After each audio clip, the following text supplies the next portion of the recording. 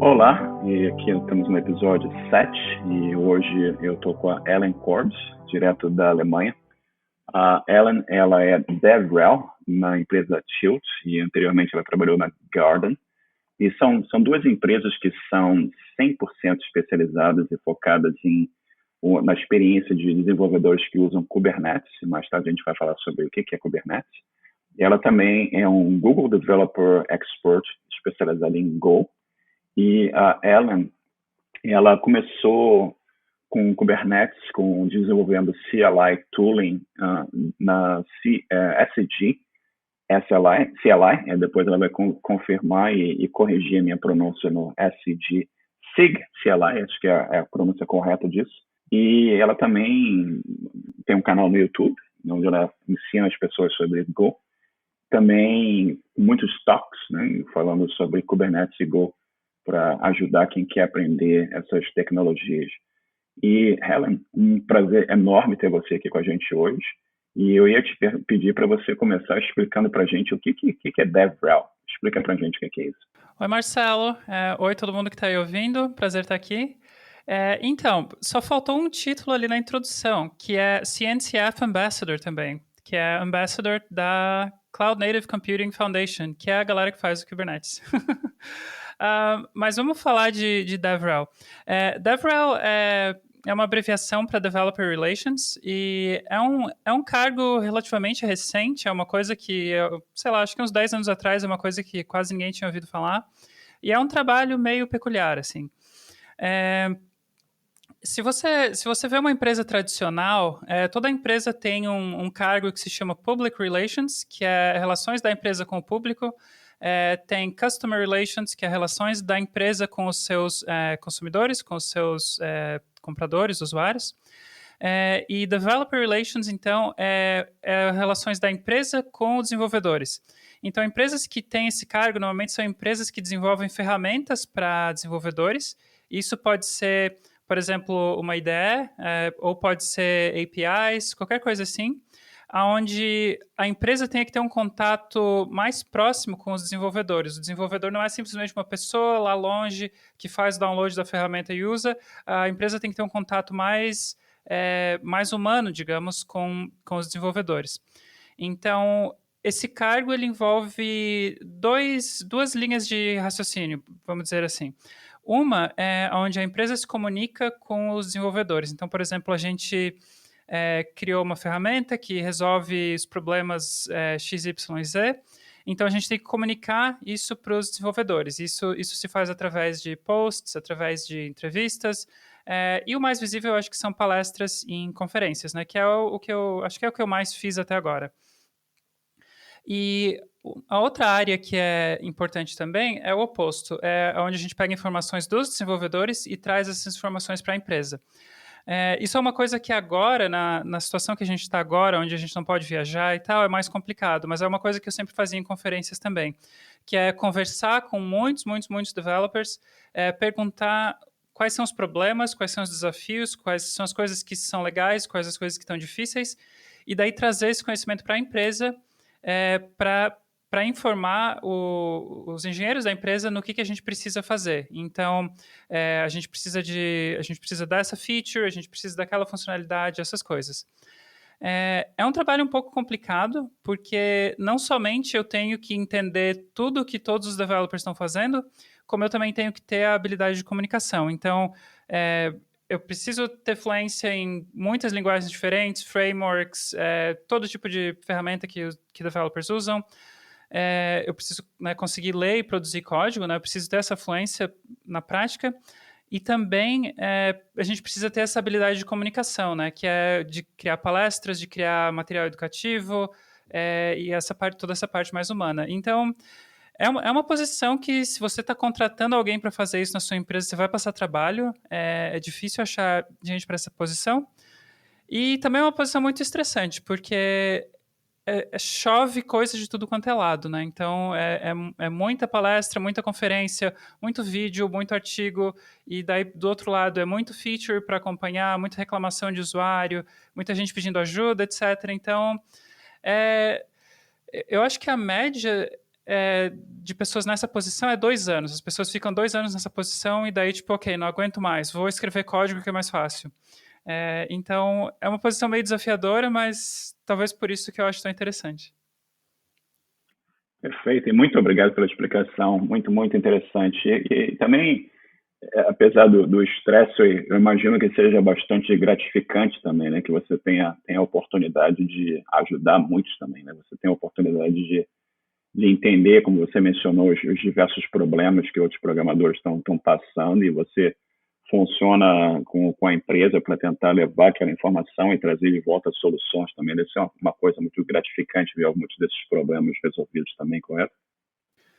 É bem interessante. Na verdade, era bem melhor antes dos eventos atuais, quando a gente podia viajar e falar com as pessoas pessoalmente. Isso é uma coisa que eu achava muito legal, né? Era conhecer um monte de gente e falar com as pessoas ao vivo, assim. Fazer isso pela internet é um pouco mais complicado, porque a maior parte dessas conversas elas são informais, não é uma reunião e é uma coisa mais fluida. Então, acho que a indústria inteira que faz esse tipo de trabalho, nesse momento, está tentando descobrir, ok, agora que a gente não tem mais conferências e não tem mais viagens, como que a gente faz para fazer nosso trabalho? Então, nessa época agora, está uma coisa um pouco desafiadora, mas espero que a gente consiga trazer toda aquela parte gratificante que a gente tinha antes para o ambiente atual de alguma maneira. É interessante você mencionar isso, que no meu caso também eu lido com gerenciamento de projetos, né? Eu tenho sempre lidando com um monte de gente, sempre reunião, mas tem todo aquele contato pessoal que ontem fez 6 meses que eu estou trabalhando de casa também, que é uma coisa que nos meus 30 e tantos anos de experiência eu nunca tinha trabalhado de casa full time, né? E está sendo uma experiência, como você falou, bem, bem diferente, não necessariamente 100% satisfatória, né? Apesar de que eu não acho que a performance geral caiu ou tal, mas eu sinto muito falta daquele contato social, daquela conversa cara a cara, ou não necessariamente em grupo, mas você tem um problema, você vai conversar com a pessoa A e conversa com aquela pessoa sobre aquele problema. Ellen, e mudando um pouquinho do assunto aqui, voltando um pouquinho no tempo, conta pra gente como é que foi o teu começo com programação. Eu assumo que foi no Brasil. Como é que você olhou assim e você falou, olha, esse negócio realmente parece interessante e eu quero seguir esse caminho aqui na programação. Conta um pouquinho pra gente como foi o teu começo, a tua história. Olha, eu acho que para contar essa história direito, a gente vai ter que rebobinar um monte para quando eu tinha uns 4 anos de idade. A situação é que eu sempre tive computador em casa, então isso foi um grande privilégio, né, que a maioria das pessoas não tem, e é uma coisa que eu sou muito grata por ter tido isso. E eu sou uma pessoa muito curiosa, então eu estava sempre mexendo nas coisas e vendo como é que era. E, né, meus pais ficavam loucos, né, mas ou seja, no fim das contas, eu aprendi os comandos do DOS antes de eu aprender a ler e escrever em português. Então, eu acho que o começo foi aí, né? Que a minha primeira linguagem visual não foi a língua que eu falava, foi comandos do DOS. Então, talvez por causa disso, eu sempre tive uma facilidade muito grande com tudo que tem a ver com computador, né? É, então, quando eu tinha, acho que uns 11 anos, ou 10 ou 11, ou 11 para 12, alguma coisa assim, acho que tinha acabado de fazer 11, eu ia fazer 11. Eu me mudei para uma cidade bem pequenininha no interior de Santa Catarina, e eu tinha aquele sotaque bem forte de Florianópolis, né, aquele sotaque manezinho, e me mudei para uma cidade do interior, onde a pessoa fala carne e coisas desse tipo. E o povo lá não gostava muito de mim, não, assim, porque eles achavam que essa pessoa com esse sotaque aí tá querendo se exibir, não sei o que, não sei o que. Então acabou que eu quase não tinha amigos naquela cidade. E, bom, eu tinha um computador em casa, né? E aí, 1 mais 1 é 2, então foi isso que aconteceu. Tem uma história bem interessante dessa época, quando eu estava começando a aprender a programar, e aquela era o seguinte, eu já sabia que eu queria aprender a programar, porque eu sabia que era uma coisa que existia, eu só não sabia como é que funcionava e eu morria de vontade. E o meu pai, ele tinha um amigo que esse amigo tinha um livro de Clipper, né? Clipper é uma linguagem que eu nem sei mais para que servia na época. Acho que é uma linguagem que era popular uns 20 e poucos anos atrás, né? E o cara tinha um livro de Clipper, e o meu pai era amigo desse cara, e e esse cara falou que ia emprestar o livro para mim. E eu tava nessa fissura, assim, pô, não vejo a hora de estar com esse livro na minha mão para aprender a programar, que legal, não sei o quê. E o que aconteceu foi que o cara deu um tiro na esposa. E ele foi preso. Ele foi pra cadeia. E eu fiquei sem o diabo do livro de Clipper, porque o cara tava na cadeia.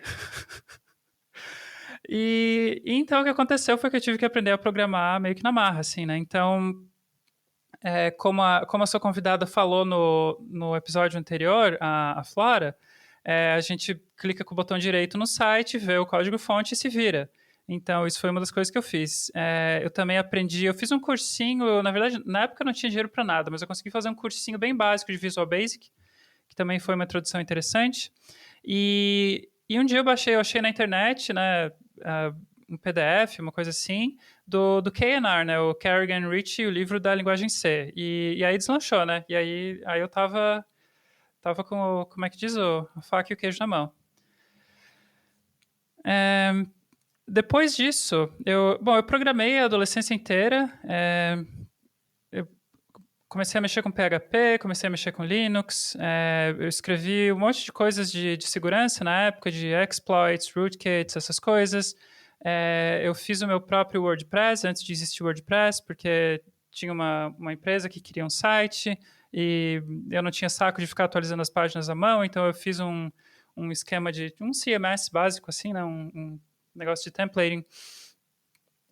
E daí foi interessante porque quando eu fiz 18 anos, e na época dos 18 anos, assim, quando eu tinha que decidir uma profissão, tinha sido logo depois do 11 de setembro, né? E daí teve a invasão do Afeganistão.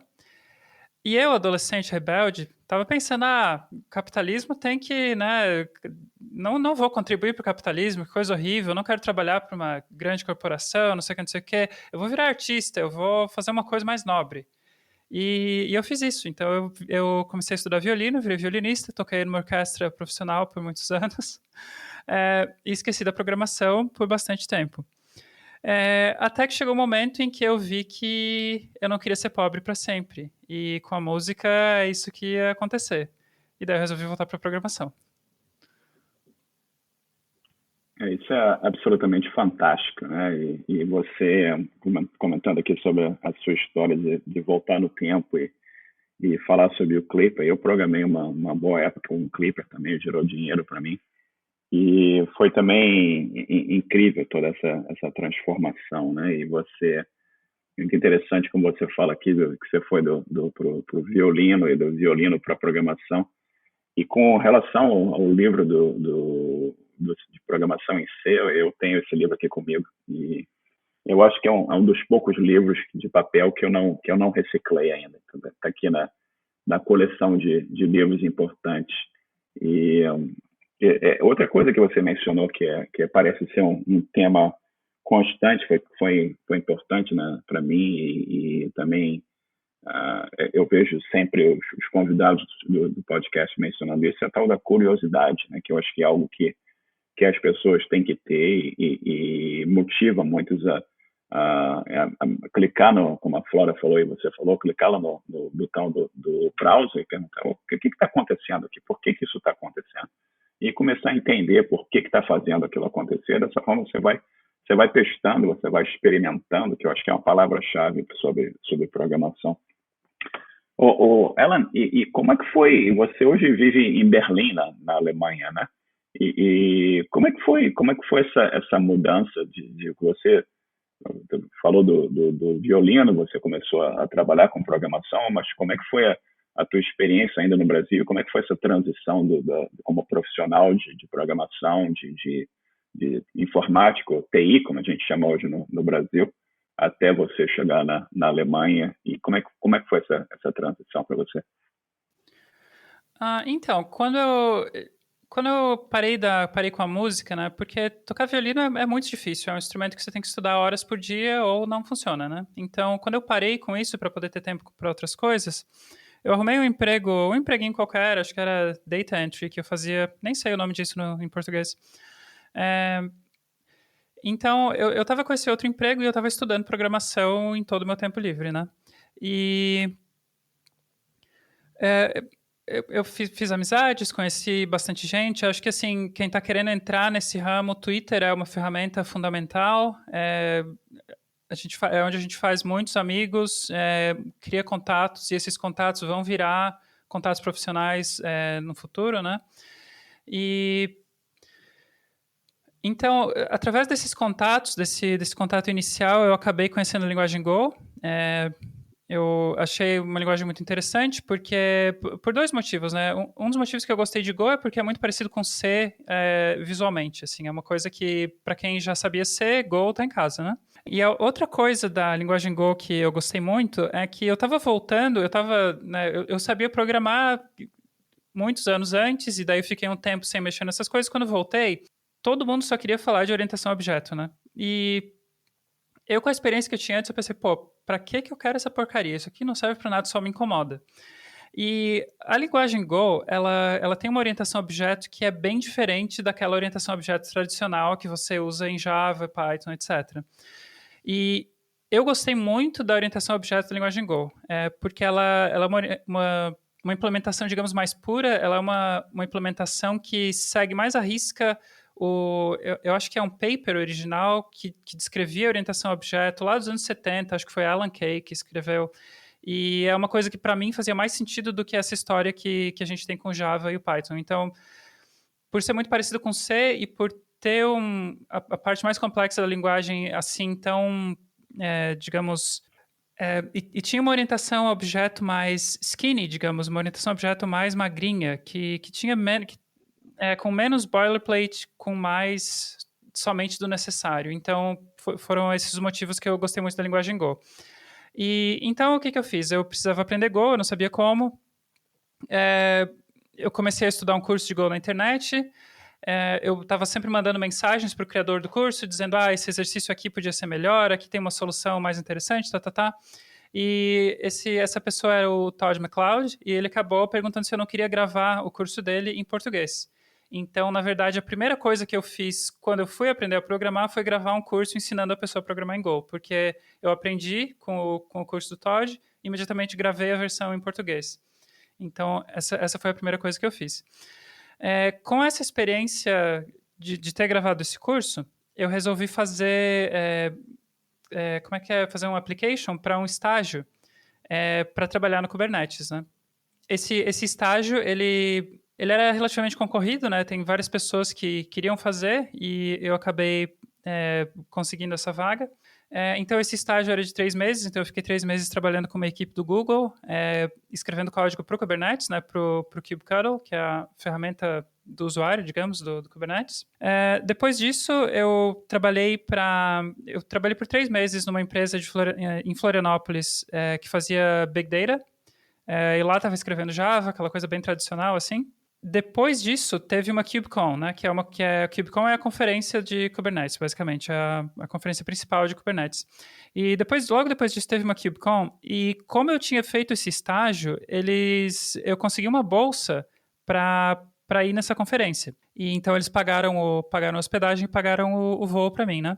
Então essa conferência foi na Dinamarca, foi a minha primeira viagem para a Europa, e nessa viagem, um amigo meu, ele me falou, antes da conferência, no dia anterior, vai ter um meetup aqui, e eles estão procurando palestrante. Quer dar uma palestra lá sobre essas coisas que tu fez no estágio? E eu falei que sim. E a minha palestra foi, na verdade, sobre como desenvolver no Kubernetes era tão difícil, porque tinha muitos obstáculos, a documentação era ruim, o código era um monte de gente escrevendo Go como se fosse Java, que não faz o menor sentido.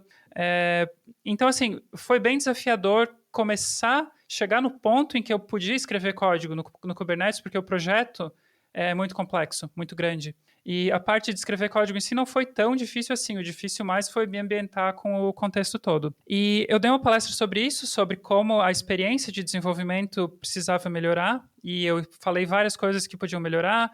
Tem muita coisa que eu xinguei todo mundo na época e hoje em dia eles já resolveram a situação. Então, hoje está muito mais fácil do que era naquela época. E quando eu dei essa palestra, na plateia tinham 2 caras que estavam montando uma empresa em Berlim, e eles iam fazer ferramentas para desenvolvedores que trabalham com Kubernetes.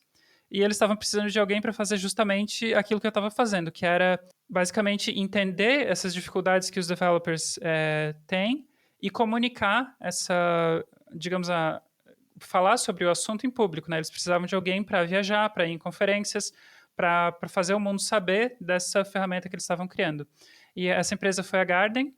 Então, a gente passou o maior perrengue para fazer toda a questão de visto e tal, porque eu não tenho diploma, não tenho nada. E daí acabou que eu me mudei para cá. Então, basicamente, eu tinha 6 meses, eu acho, de experiência profissional até antes de me mudar para cá, né? Que é uma coisa bem inusitada.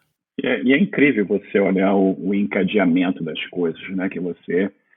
O fato lá de você começar a mexer olhar o que está acontecendo no browser, te gerou curiosidade, aí você pegou o livro de C, aprendeu C, criou o teu CMS, aí você teve a oportunidade de fazer o teu estágio e você começou a trabalhar com Go e a Kubernetes, e isso te gerou a oportunidade de ir a uma conferência e você faz uma apresentação no meetup antes da conferência, você conhece pessoas que acabam gerando uma oportunidade de você começar numa empresa na Alemanha, né? Isso é absolutamente sensacional, você vê essa sequência de eventos e o teu esforço aqui pagando dividendos, como a gente fala no Brasil, retornando em benefícios para você, né? E é absolutamente sensacional isso.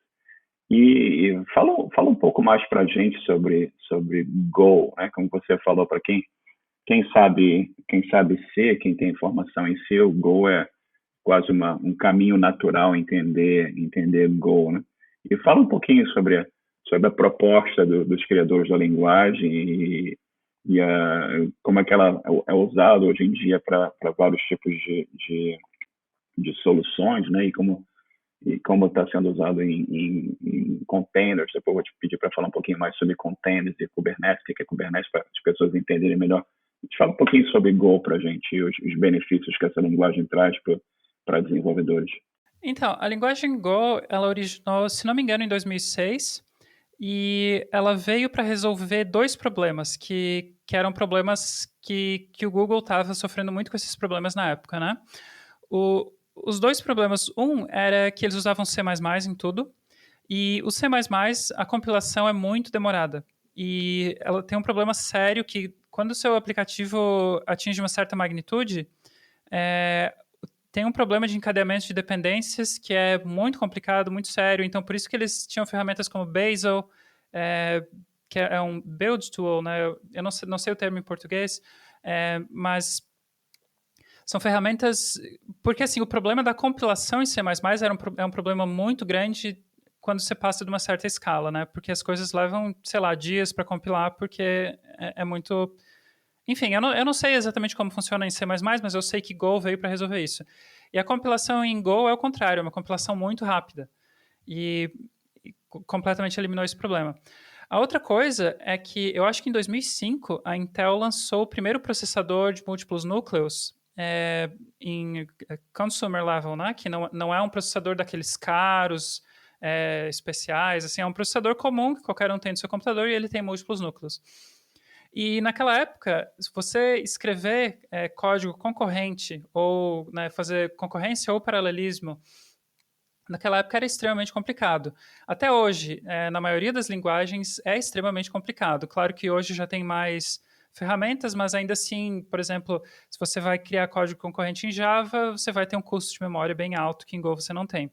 Então, o Go foi feito para resolver essas duas situações, que era código concorrente, para ser muito fácil de escrever código concorrente, e então o Go veio para resolver esses dois problemas, né? Que um era para poder escrever código concorrente de uma maneira fácil e eficiente, e o Go atingiu esse objetivo, e o outro era ter uma compilação extremamente rápida, e o Go também atingiu esse objetivo. O Go é uma linguagem que ele vem da família C, então, inclusive eu acho que eu não sei se quem inventou a linguagem C teve alguma coisa a ver com a linguagem Go, mas eu sei que as pessoas que inventaram a linguagem Go eram daquela turma lá que fez a linguagem C, sabe? A mesma galera que fez o encoding Unicode, que é o que a gente usa para tudo hoje em dia.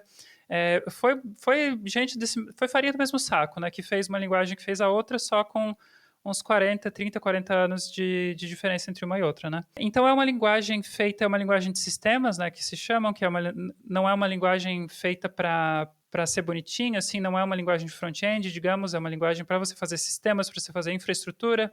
Para quem não conhece, infraestrutura é basicamente você tem o front-end, você tem o back-end, e os dois estão rodando em cima de alguma coisa, né? Eles não estão rodando no processador do micro-ondas, eles estão rodando em cima de um sistema que já existe. Então, o Go é uma linguagem para você escrever essa infraestrutura, esse sistema que tem por baixo dos aplicativos, né? Que dá a base para os aplicativos. Então, o Go é muito usado para isso. Se não me engano, o Docker foi escrito quase completamente em Go, Kubernetes, praticamente tudo Go. Eu acho que hoje em dia tem várias coisas do Google que já são Go, por exemplo, acho que o YouTube hoje em dia roda em Go, e tem mais um monte, né? Se você pesquisar por aí, tem muita coisa rodando Go. Hoje em dia já tem algumas coisas para você fazer interfaces e até tem um compilador de Go para JavaScript, umas coisas assim para poder fazer front-ends com Go e tal. Mas eu acho que é uma linguagem mais de sistemas, assim, é uma linguagem mais para back-end, é uma linguagem para tratamento digamos, para processamento de informação e não necessariamente para interação com o usuário. É bem bacana mesmo, né? O Go, no nosso site, o osprogramadores.com, nós usamos o Hugo, que foi criado pelo Steve Francia, que é um dos programadores lá do Google.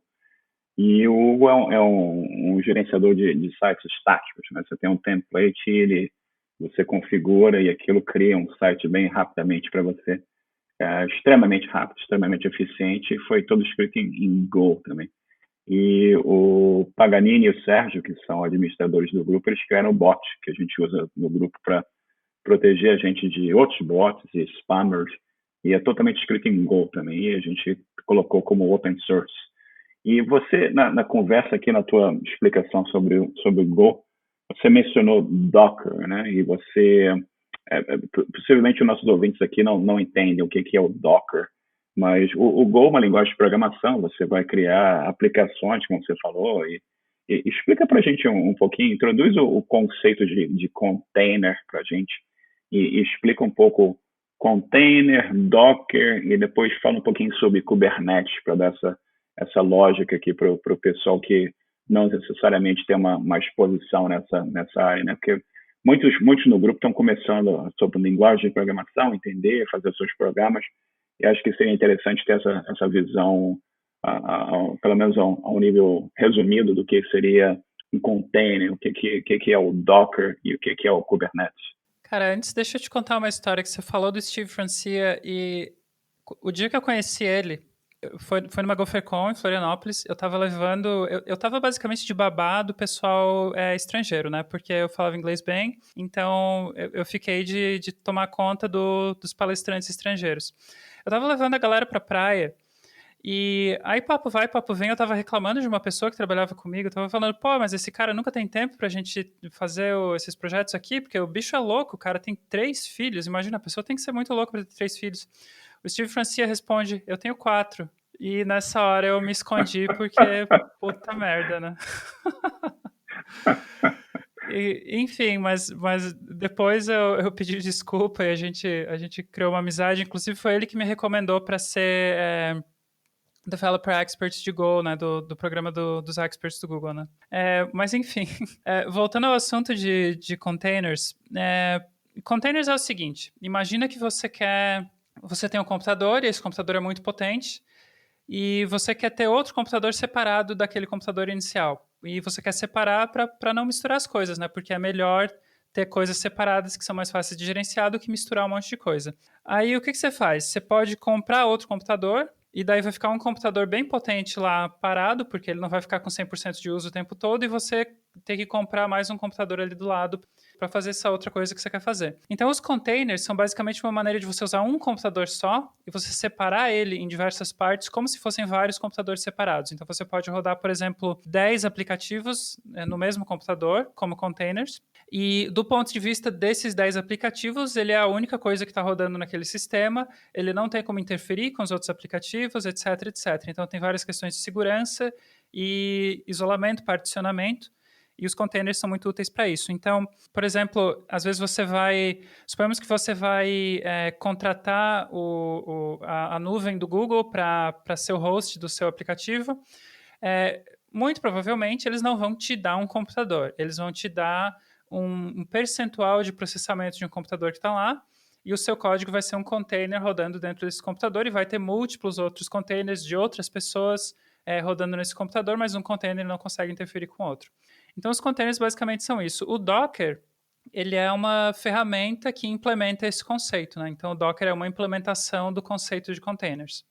E eu acho que Docker ficou muito popular porque é muito fácil de usar, tem um developer experience, né? A experiência de desenvolvimento dele é muito tranquila e traz muitos benefícios, então foi uma coisa que pegou muito rápido, né? E realmente pegou, e é uma coisa enorme hoje em dia, né?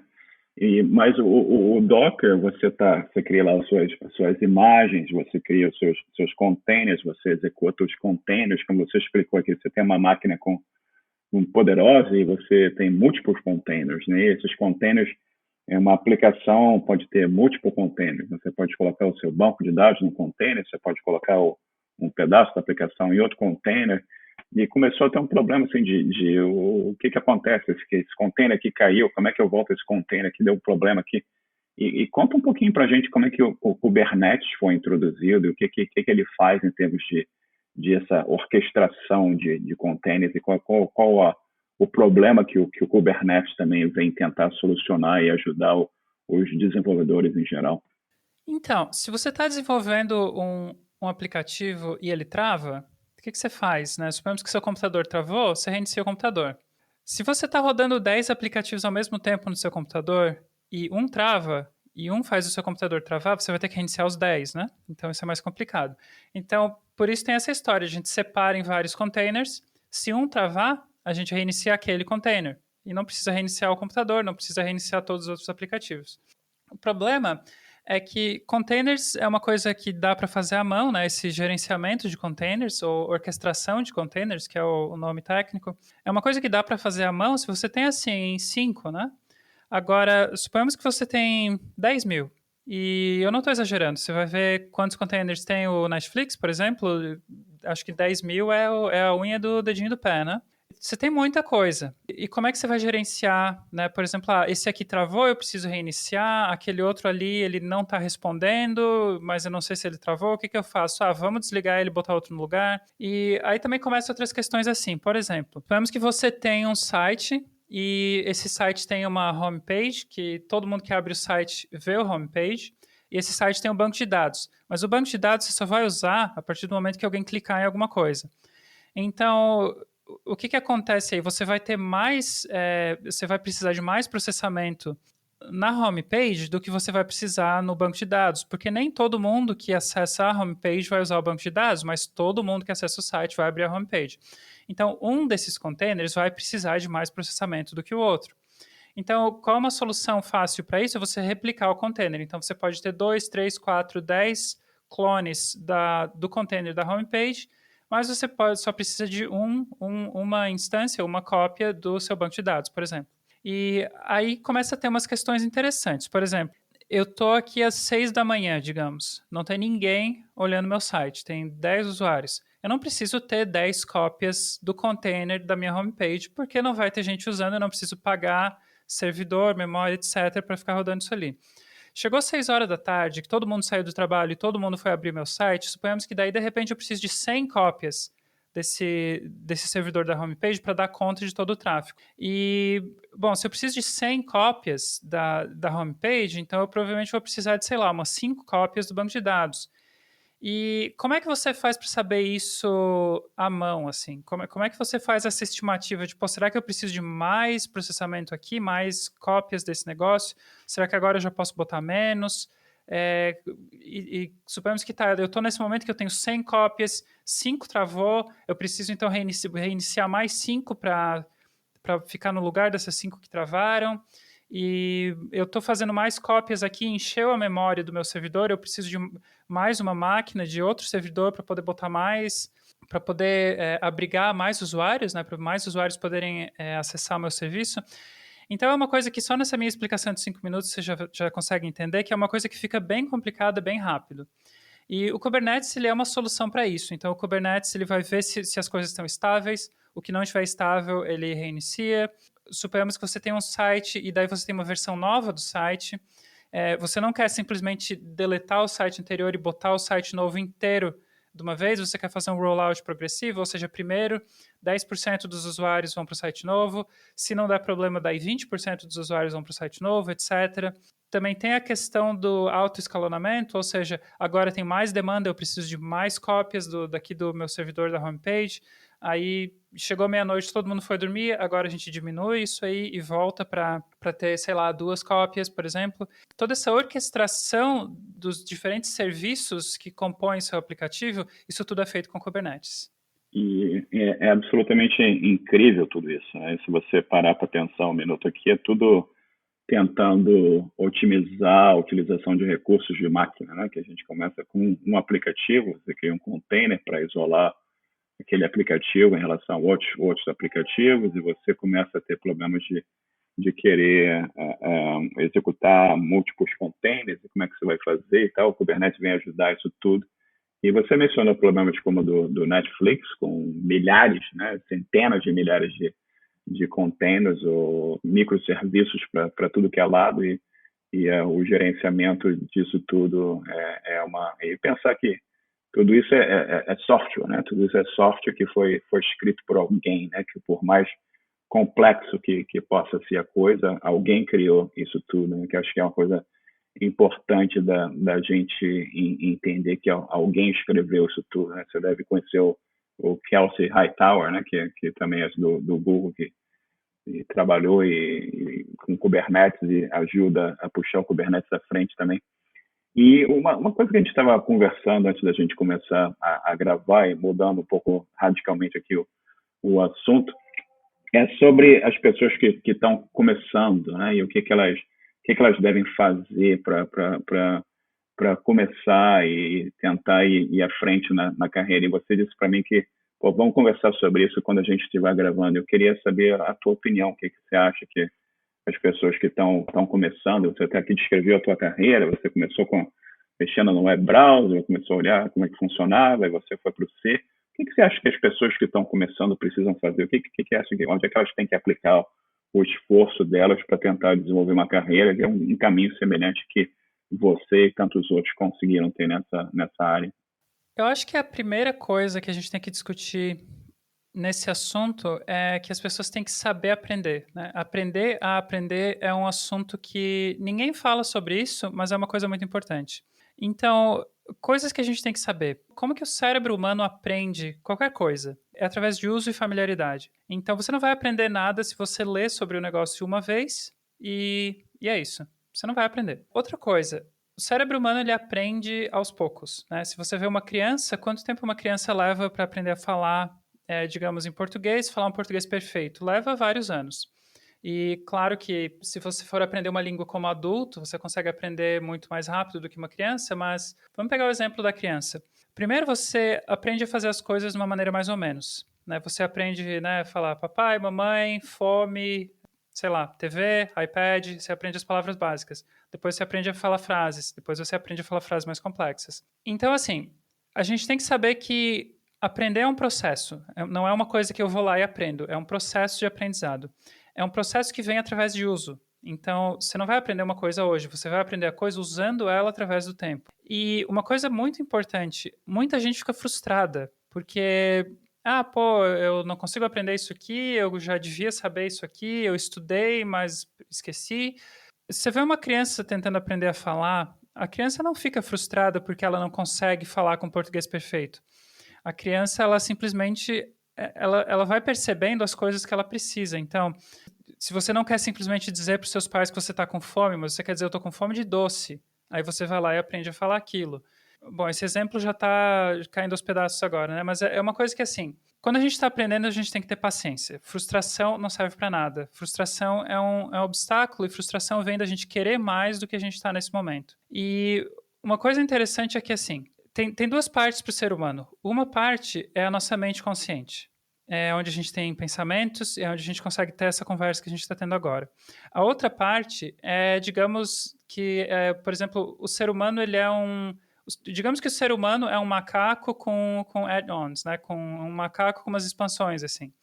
Então, a gente ainda tem a parte do macaco. Por exemplo, eu estou aqui falando português, eu não estou pensando nas palavras em português, eu sei o que eu quero dizer, mas fazer as palavras é uma coisa que vem automático. Quem está falando português é a parte macaco do cérebro. O que eu, pessoa consciente, estou fazendo aqui é simplesmente ter a intenção de falar as coisas. Então, uma coisa que a gente tem que entender é que a sua mente consciente não é quem você está tentando ensinar. A sua mente consciente não tem que saber nada. Você está querendo adestrar um macaco. Aprender qualquer coisa é adestrar um macaco. E o macaco aprende devagar. E não adianta você se frustrar que o macaco não aprende mais rápido, porque o macaco é um macaco, não tem o que fazer. Então, vamos trazer isso para a programação. Você leu, supomos que você pegou o livro lá, o Kerrigan Rich, um livro de C, você lê o livro inteiro e você resolve, ok, agora eu já sei programar em C.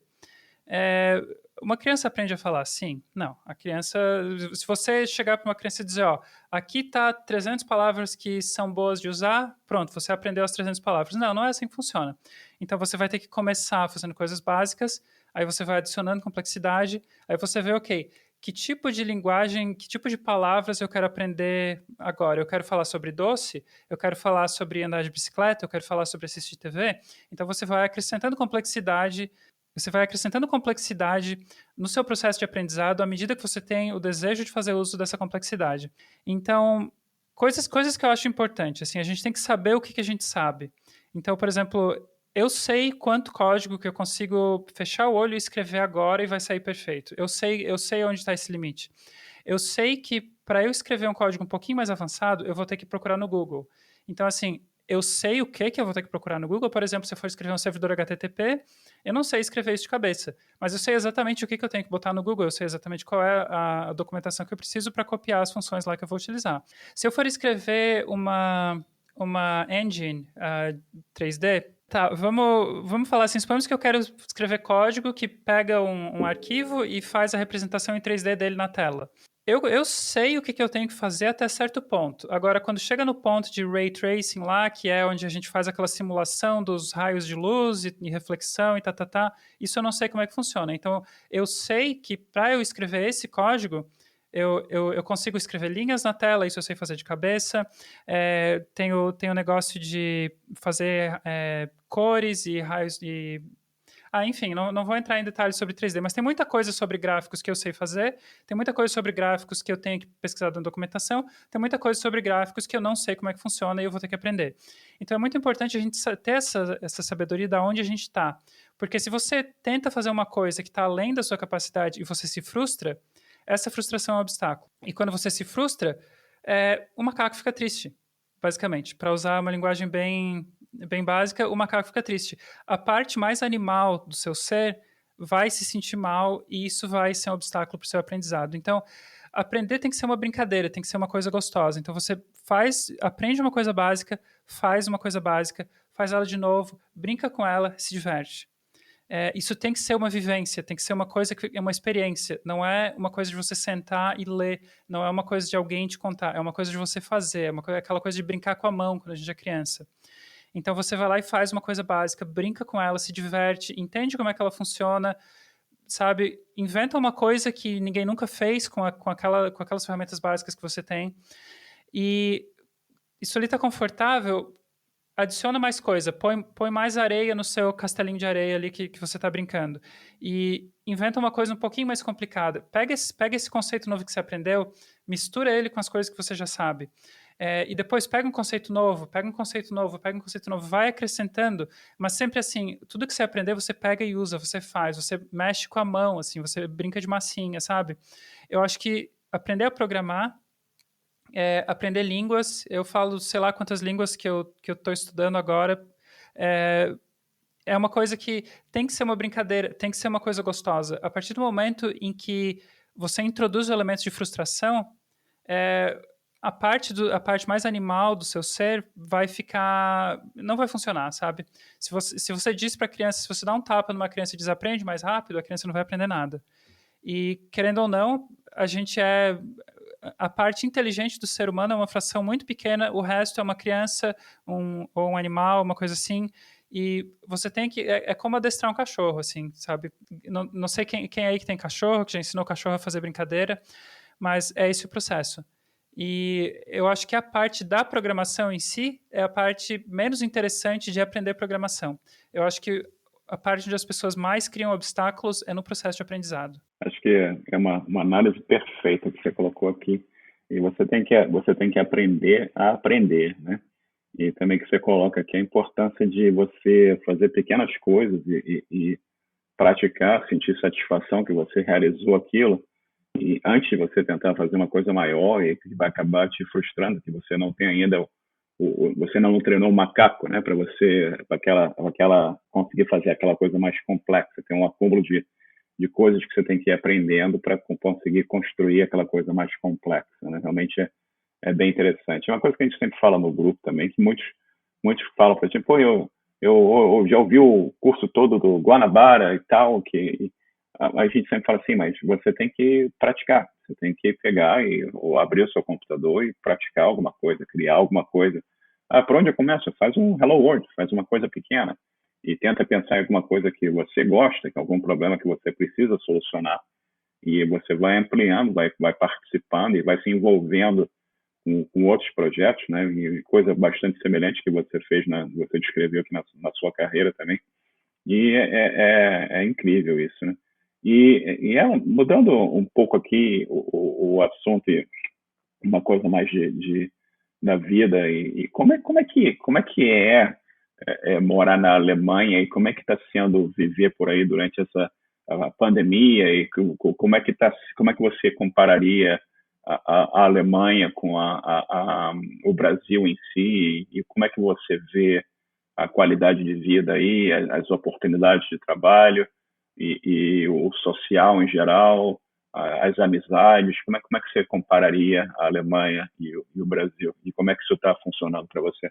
Então, eu acho que eu sou uma pessoa meio suspeita para falar disso, porque eu nunca tive muita afinidade com a cultura brasileira em geral, assim. Eu sou uma pessoa que eu não gosto de praia, eu sou uma pessoa que eu gosto de conversar com um ou dois amigos por vez, não gosto de festa, sabe? Então, tem muitos... Eu acho que alguns dos aspectos mais ricos da cultura brasileira são coisas que não fazem muito parte da minha vida pessoalmente, assim. Mas eu vou falar as coisas que eu percebi, assim.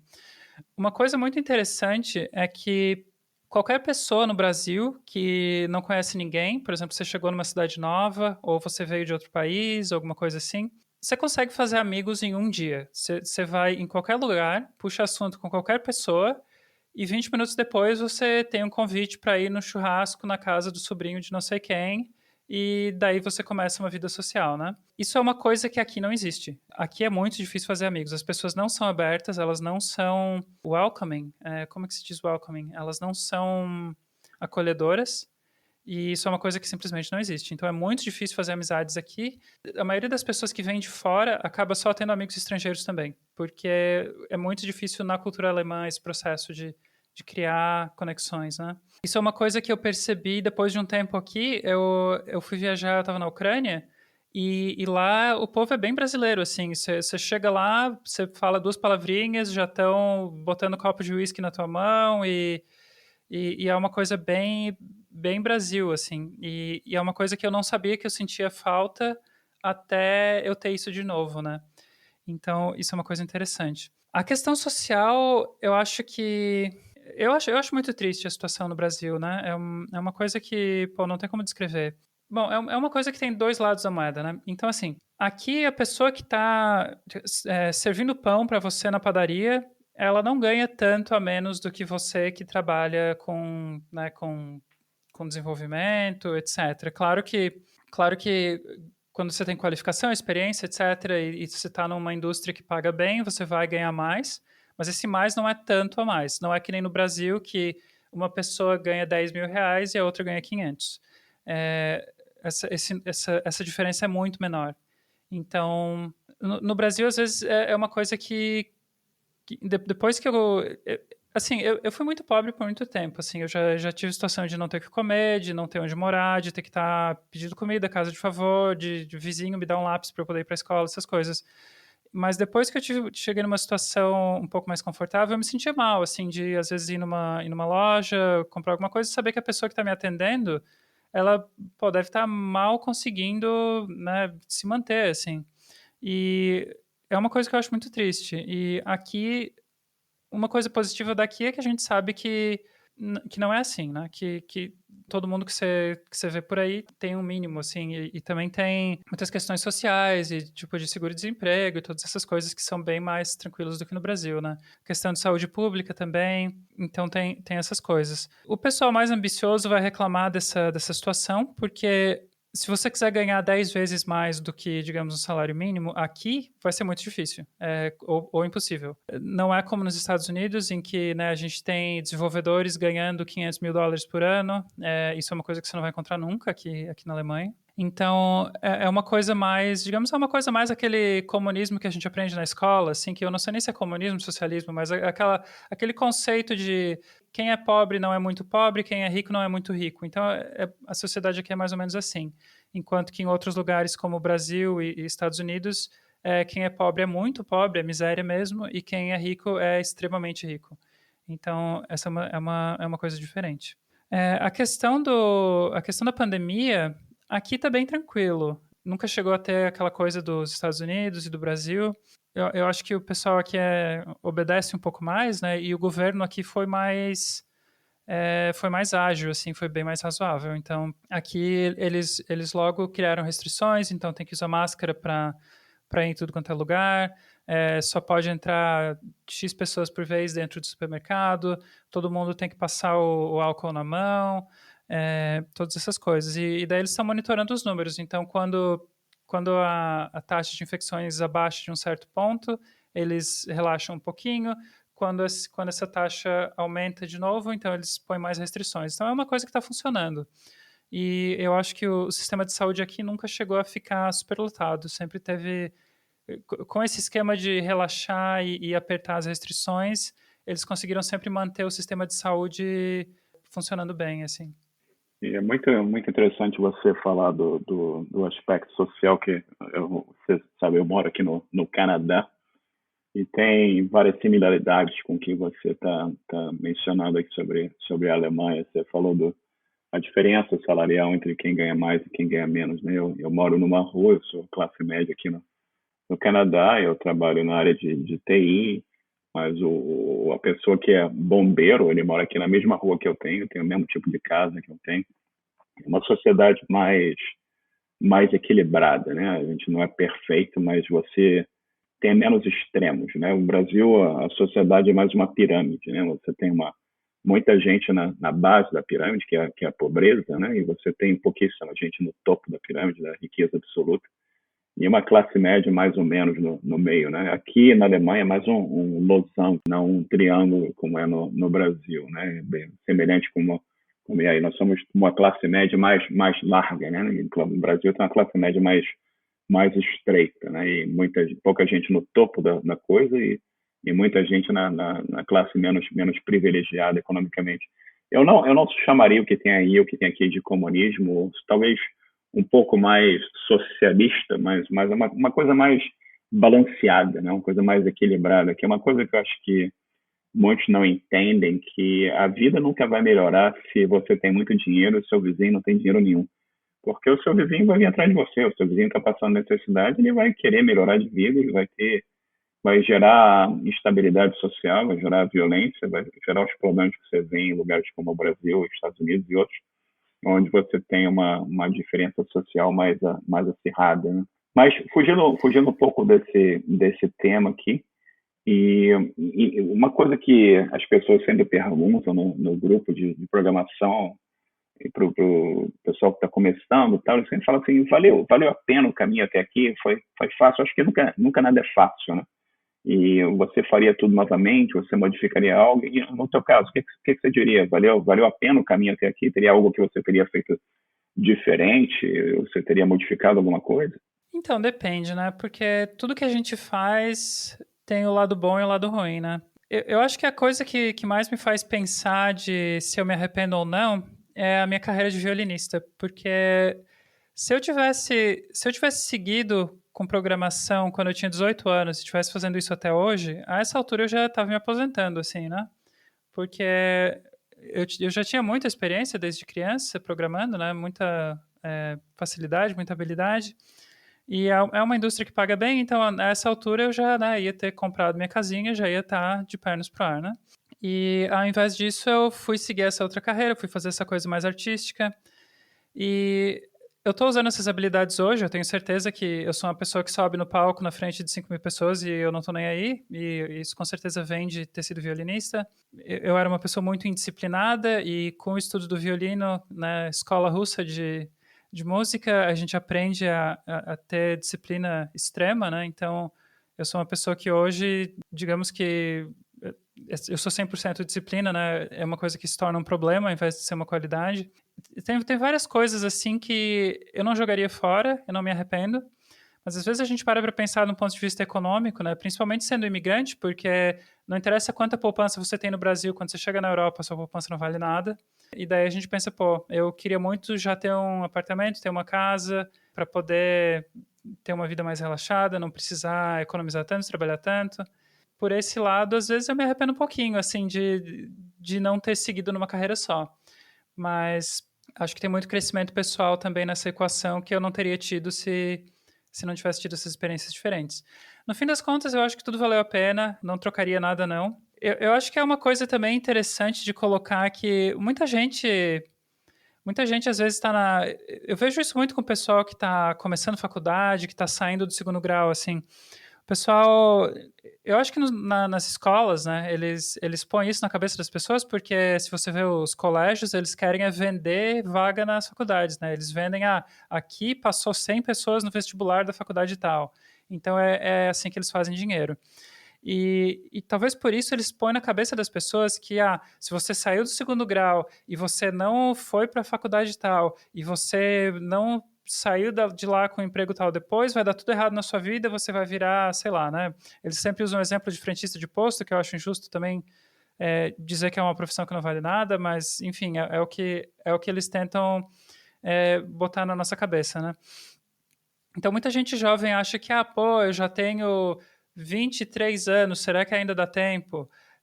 E isso não tem nada a ver, né? Eu acho que eu parei de programar com 18, voltei a programar com quase 30 e agora estou numa posição que eu me considero como uma pessoa de sucesso profissional, né?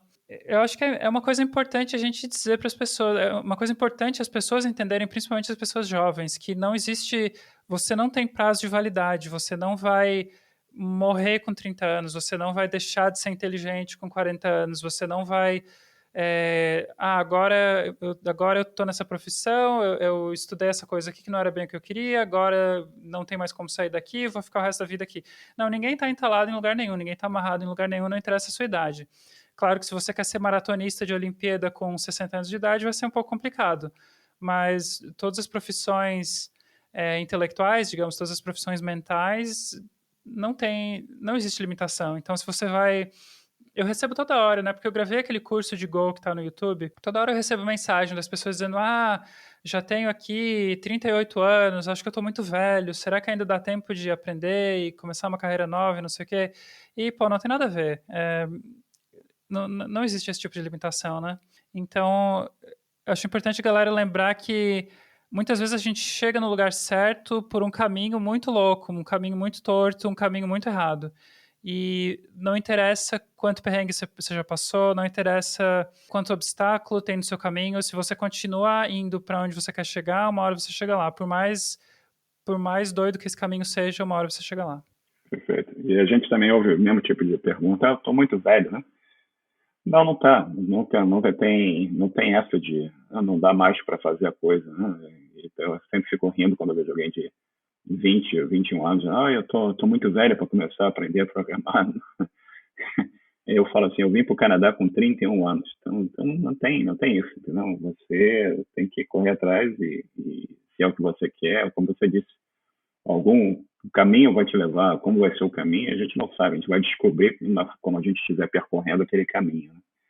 E isso é muito importante das pessoas entenderem também.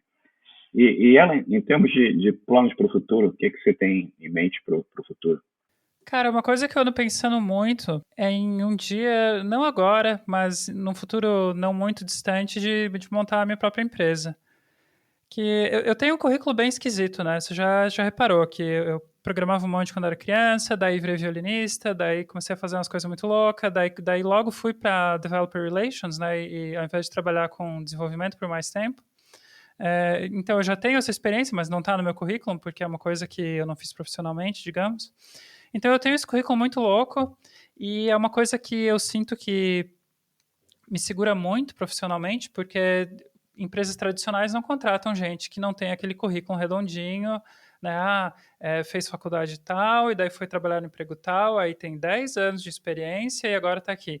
Empresas maiores não contratam gente assim, é muito raro, né? Contratar pessoas que não seguem esse molde. E eu sinto que isso é uma coisa que me atrapalha em termos de pensar a longo prazo, sabe?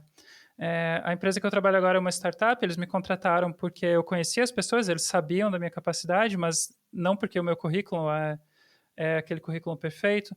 A empresa anterior também, eles me contrataram porque me viram no palco e viram, pô, essa pessoa tem esse potencial, a gente precisa investir a gente quer essa pessoa no nosso time, mas também não me contrataram por ter visto o currículo, né? Então, uma coisa que eu ando pensando é que, quer saber, eu vou montar minha própria empresa, ninguém tem que saber do meu currículo, e eu vou criar um produto de qualidade, criar um produto bom, as pessoas vão pagar pelo produto, mas elas podem ver o produto e ninguém tem que se incomodar com o currículo. Eu não sei se é um plano que eu vou acabar fazendo no fim das contas, eu não sei se é uma coisa que vai dar certo, mas é uma coisa que, quando eu penso no futuro, assim, o que eu vou fazer daqui 5 anos, eu imagino que vai ser alguma coisa desse tipo. Eu acho absolutamente fantástica a ideia, né? E eu, como a gente fala aqui no, em inglês, looking forward to hearing more about your plans, right? So, quero ver o que que você vai, o que que mais que você vai criar e o que que vai ser essa empresa que você vai criar para o futuro e que outros tipos de coisa você vai contribuir com a comunidade em geral, né? Você já tem o seu canal e toda a sua experiência que você compartilha com as suas talks, né? Suas apresentações pelo mundo aí, e é absolutamente sensacional isso. E outra coisa que eu sempre pergunto aqui antes da gente fechar a entrevista, você mencionou o livro de C do Kernighan. Você tem alguma outra recomendação de livros, ou filme, ou música que você goste, que você gostaria de compartilhar aqui com a nossa audiência? Então, uma coisa que desde criança eu queria aprender e eu nunca fui atrás, e daí até que um dia finalmente eu aprendi, é como que funciona a linguagem de máquina do computador, né? Porque a gente tem linguagens como C, mas o computador não fala C, o computador lê somente binário, hexadecimal, aquela coisa. Então a gente tem que converter do C para o binário.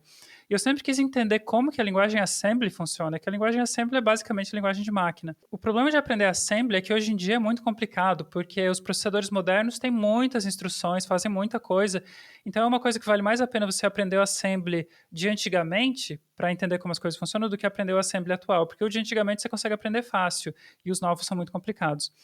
Então, tem esse manual aqui que eu copiei o link aqui para o Marcelo, vamos ver se ele consegue botar no link aí embaixo para vocês depois, que é basicamente um manual de assembly para o processador 6502, que é o processador que se usava, acho que no Nintendinho, ou seja, antes do Super Nintendo, o videogame que veio antes.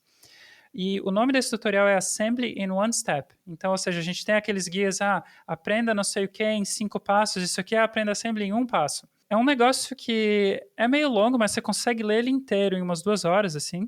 Talvez menos até, porque é bem curtinho esse manual. E quando eu li esse negócio, explodiu o meu cérebro, assim. Foi acender uma lâmpada, acender um holofote em cima da minha cabeça, porque em uma tacada só eu entendi como é que o negócio funciona. E depois disso, claro que para você conseguir escrever assembly, você tem que ter prática, todo aquele processo de aprendizado e tal, mas foi uma coisa que, numa tacada só, eu entendi. E foi uma coisa que eu achei extremamente fascinante. Então, é uma coisa que não é para todos, eu acho que muita gente não vai ter interesse nenhum em aprender isso aqui, mas se algum de vocês aí que estiver ouvindo for nerd que nem eu, que gosta de entender como é que as coisas funcionam quase lá no nível dos circuitos e da eletricidade, quer entender bem por baixo dos panos como é que são as coisas, isso é fascinante e Eu acho que, assim, de todas as coisas que eu li nos últimos 5 anos, essa foi a que mais me marcou, que mais eu volto para pensar e que foi a coisa que numa tacada só que expandiu meu horizonte da maneira mais impactante de todas. Eu acho que é uma dica espetacular, né? Você aprender sobre como é que funciona a coisa por baixo dos panos, né? A nível de processador, aqui nível de assembly, linguagem de máquina. Só fica o aviso aí para os curiosos que isso é uma coisa que não vai ser útil de jeito nenhum na sua vida. Então é uma coisa que você vai aprender por curiosidade mesmo, mas não tem nada a ver com habilidades profissionais que você vai precisar hoje em dia. Correto. E você quer divulgar alguma, além do seu canal do YouTube, você quer divulgar alguma informação de contato, rede social? Então, eu acho que a maioria das pessoas no Brasil me conhecem pelo meu canal do YouTube. Então, se você bota aprendagol.com, ele redireciona para o canal. É um curso de Go completo, desde o que é uma variável até, né, concorrência, testes, benchmarks, etc. Tem toda a parte de interfaces e tal, que é aquela coisa que eu estava falando, que a orientação a objeto é diferente em Go do que nas outras linguagens. Então, se você quer aprender Go, tá o curso inteiro lá, acho que tem uns quase 200 vídeos a essa altura. Então, é uma coisa bem interessante, que acho que bastante gente está se beneficiando bastante desse conteúdo.